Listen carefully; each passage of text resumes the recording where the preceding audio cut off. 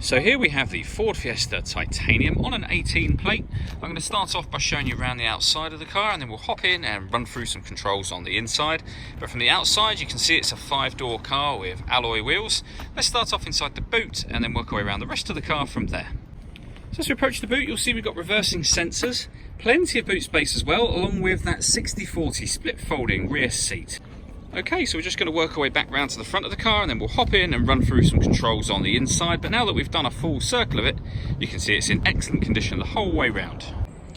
Just briefly before we climb in, I think that's what we're seeing the interior from this exterior point of view. There's plenty to run through on the dashboard, so let's hop in and we'll do that right now. Okay, so now that we're inside the car, we're going to start with the dials. On the left-hand side, we have the rev counter, and on the right-hand side, the speedometer.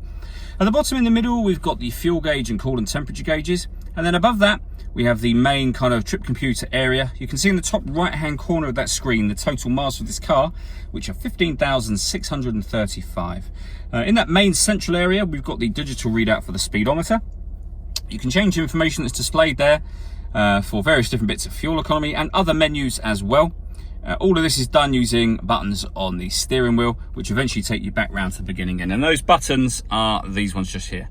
We've got stereo controls beneath that, as well as voice activation for the phone. So you can hit that button, ask it to dial anyone in your contacts list, and it'll do that for you without you having to take your phone from your bag or pocket. And then over on the left-hand side, we have cruise control and speed limiter. So over in the center, we have the touch screen for the car. This is where you'll pair your phone. Search for your vehicle on your device and select it once it is found. And just follow those instructions on screen. Your music is also controlled here, of course. There's plenty of ways to listen to that. They include AM radio, FM radio, DAB radio. You can stream music wirelessly via Bluetooth audio, and this car's got 2 separate USB inputs as well. So you can connect devices up to either of those or both of those, and you'll have extra boxes appear up on here. We've also got, as you've probably already seen, satellite navigation. There's a full video showing how this works on both our website and on our Facebook page. It's well worth checking those videos out if you have the time. Working our way down, we have climate control. So you can adjust the temperature in the car here. You can adjust the fan speed over this side. And then you can determine where you'd like the air to be distributed within the car.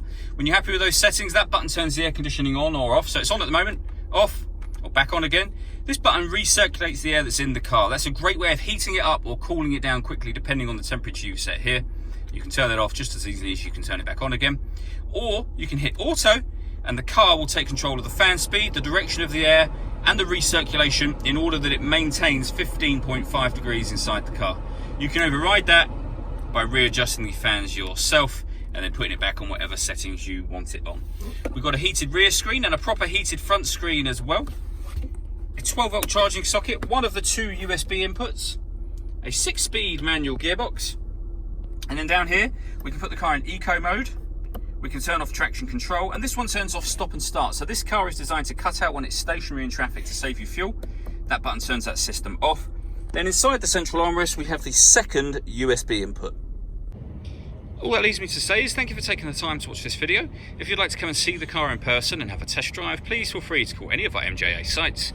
We'd love to hear from you soon.